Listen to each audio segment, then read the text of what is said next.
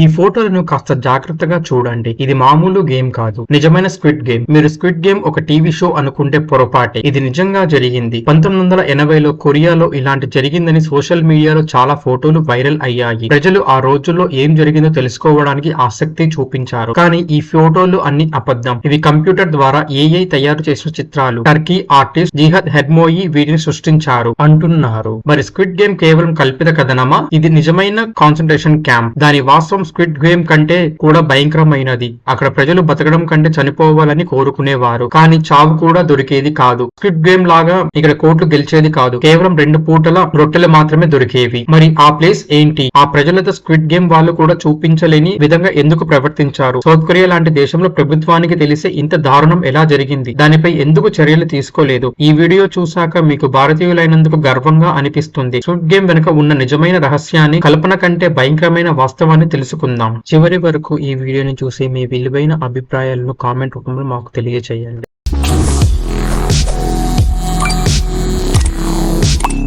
1945 August 15న భారతదేశానికి స్వాతంత్రం రాకముందు సౌత్ కొరియాకు స్వాతంత్రం వచ్చింది. కానీ అక్కడి నుంచే వారికి నిజమైన కష్టాలు మొదలయ్యాయి. 1950లో కొరియా రెండుగా విడిపోయింది, సౌత్ కొరియా మరియు నార్త్ కొరియా. సౌత్ కొరియా ప్రపంచంలో ధనిక మరియు అభివృద్ధి చెందిన దేశంగా కనిపించాలని కోరుకుంది. నార్త్ కొరియా కంటే ఎంతో గొప్పగా ఉండాలని ఆశపడింది. కానీ 1953లో కొరియా యుద్ధం తర్వాత సౌత్ కొరియా వీధుల్లో వేలాది మంది ప్రజలు ఇల్లు కోల్పోయారు, నిరాశలయ్యి బిచ్చగాళ్లుగా, అనాథ పిల్లలుగా మారిపోయారు. ఈ పరిస్థితిని చూసి ప్రభుత్వం ఒక దారుణమైన నిర్ణయం తీసుకుంది. అదే సోషల్ వెల్ఫేర్ యాక్ట్. ఇది దేశాన్ని అందంగా చూపించడానికి మొదలు పెట్టిన ఒక ప్రాజెక్ట్. 1960లో అప్పటికి అధ్యక్షుడు పార్క్ చుంగ్ హీ ఆదేశాల మేరకు రోడ్లపై ఉన్న పేదలను తొలగించాలని అధికారులకు చెప్పారు. అయితే ఆ పేదలను ఏం చేయాలి? వారిని చంపలేరు, జైళ్లలోనూ పెట్టలేరు. అందుకే ఒక కొత్త ప్లాన్ వేశారు. అది సోషల్ వెల్ఫేర్ స్కీమ్. ఈ పథకం కింద రిహాబిలిటేషన్ క్యాంపులు ఏర్పాటు చేశారు. అక్కడ పేదలను ఎలాంటి సరైన కారణం లేకుండానే బలవంతంగా బంధించారు. రోడ్లను శుభ్రం చేస్తున్నామని ప్రభుత్వానికి పైకి చెప్పినా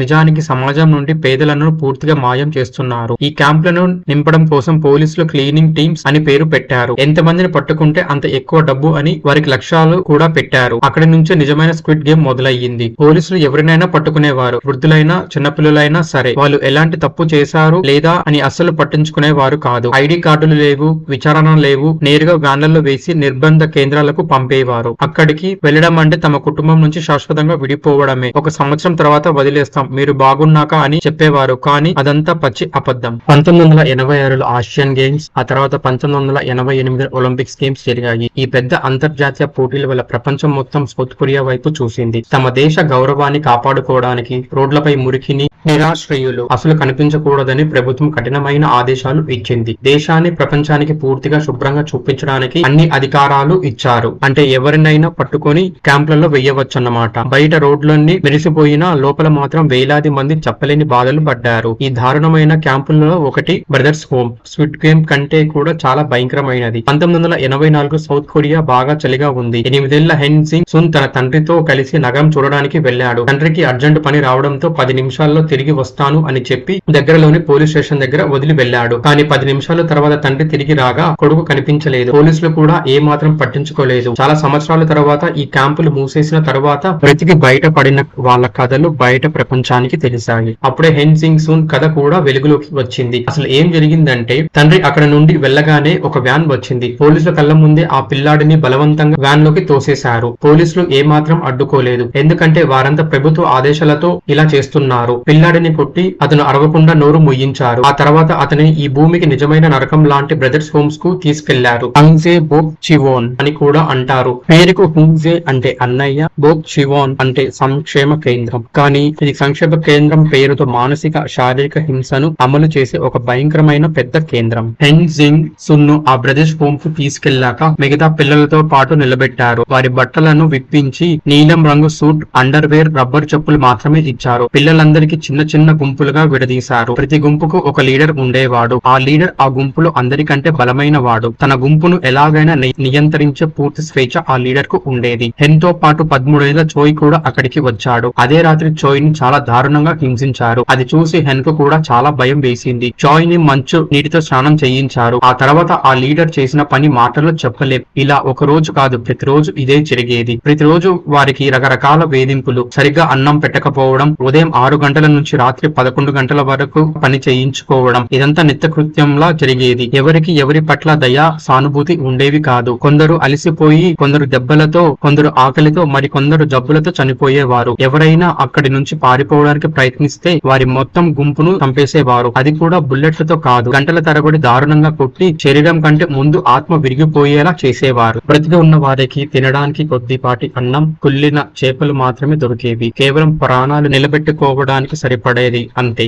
లిమ్ మియోంగ్ సంగ్ అనే 11 ఏళ్ల అమ్మాయి ఈ దారుణాల నుంచి బయటపడింది. ఆమె ఇచ్చిన ఇంటర్వ్యూ ఈ రోజు కూడా వెన్నులో వణుకు పుట్టిస్తుంది. లిమ్ ను క్యాంపులోకి తీసుకురాగానే ఆమె ముఖం మొత్తాన్ని పగలగొట్టారు. ఆమె ఎట్లాంటి తప్పు చేయకపోయినా ఆ గ్రూప్ లో ఒకరు తప్పు చేశారు కాబట్టి ఆమెను హింసించారు. ఆమె తనకు ఆరోగ్యం బాలేదు, మందులు కావాలి అని చెప్పినప్పుడు ఆమెను ఒక మెంటల్ వార్డ్ లో వేశారు. అక్కడ 4 రోజులు ప్రమాదకరమైన మందులు ఇచ్చారు. దాంతో ఆమె స్పృహ కోల్పోయింది. చివరికి తాను బాగున్నానని చెప్పాల్సి వచ్చింది. ఆ 4 రోజుల్లో ఆమె కదలలేకపోయింది. జరిగిన దారుణాలు మాటల్లో చెప్పలేనివి. 38,000 మందికి పైగా ప్రజలు ఈ క్యాంప్ లో చనిపోయారు. వారి గురించి ఎటువంటి రికార్డు లేదు. వారు ఈ ప్రపంచం నుంచి మాయమైనట్లుగా అయిపోయారు. ఇక ప్రజలతో బలవంతంగా పని చేయించి ప్రభుత్వం కోట్లు సంపాదించేది. ఆ తరువాత చేసిన వస్తువులను సౌత్ కొరియా నగరంలో అమ్ముకునేవారు. ఎవరైనా మానసికంగా అస్వస్థులైన వారిని సైకాట్రిక్ టార్చర్ వార్డుకు పంపించేవారు. అక్కడ వారితో ఎంతో దారుణంగా ప్రవర్తించారంటే వారు చివరికి చనిపోయేవారు. దీన్నే వాళ్ళు క్లీన్ ప్రోటోకాల్ అని పిలిచేవారు. సౌత్ కొరియా సాధించిన ఒలింపిక్ పథకాలు, అంతర్జాతీయంగా దక్కిన కీర్తి వెనుక ఇలాంటి భయంకరమైన నిజం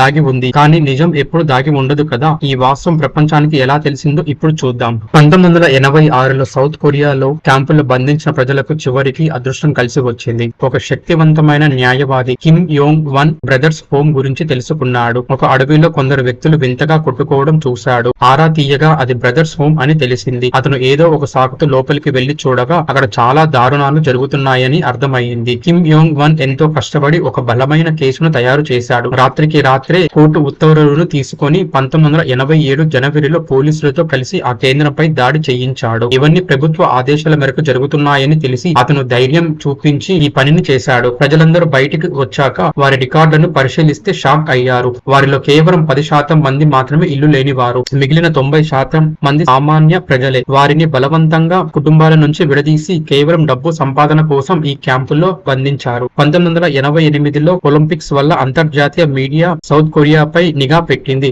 ఈ క్యాంపుల గురించి ఏ చిన్న వార్త బయట ప్రపంచానికి తెలిసినా దేశ పరుగు పోతుందని ప్రభుత్వానికి బాగా తెలుసు. అందుకే నగరాన్ని శుభ్రం చేయడంతో పాటు ఈ గందరగోళాన్ని సద్దుమణిగేలా చేయడానికి సౌత్ కొరియా ప్రభుత్వం ఈ క్యాంపులను నెమ్మదిగా మూసివేసింది. అధికారంగా ఈ క్యాంపుల నిరాశ్రయకు చికిత్స చేసే కేంద్రాలుగా చూపించారు. కానీ నిజమైన హింసను అనుభవించిన వారికి మాత్రమే వాస్తవం తెలుస్తుంది. మేనేజ్మెంట్ రికార్డుల ప్రకారం 513 మంది చనిపోయారు. కానీ అక్కడ చాలా అజ్ఞాత సమాధులు దొరికాయి. అంటే చనిపోయిన వారి సంఖ్య వేలల్లో ఉంటుంది. ఈ దారుణానికి కారణమైన వారికి ఏం శిక్ష పడింది? యజమాని పార్క్ ఇన్ జూన్ కు 1987 జూన్ లో 10 ఏళ్ల జైలు శిక్ష, జరిమానా విధించారు. కానీ ఒలింపిక్స్ అయ్యేదాకా ఈ విషయం సద్దుమనేలాగా చేశారు. కొన్నేళ్లకే పార్క్ శిక్షను అపీల్ చేశాడు. ముందు 10 ఏళ్ల నుంచి 4 ఏళ్లకు, ఆపై 30 నెలలకు తగ్గింది. అంటే వేలాది మందిని చంపి జీవితాలు నాశనం చేసినందుకు కేవలం 30 నెలల శిక్ష మాత్రమేనా? జైల్లో అతనికి సౌకర్యాలు లభించాయి. 30 నెలల తర్వాత పార్క్ ఇన్ జూన్ విడుదల చేశారు. ఆ తర్వాత అతను 2016 వరకు హాయిగా బ్రతికాడు. ఈ క్యాంపుల వల్ల జీవితాలు నాశనమైన వారికి కనీసం క్షమాపణ కూడా దక్కలేదు. వారికి వైద్య సహాయం లేదు, డబ్బు లేదు. వారికి బ్రతికి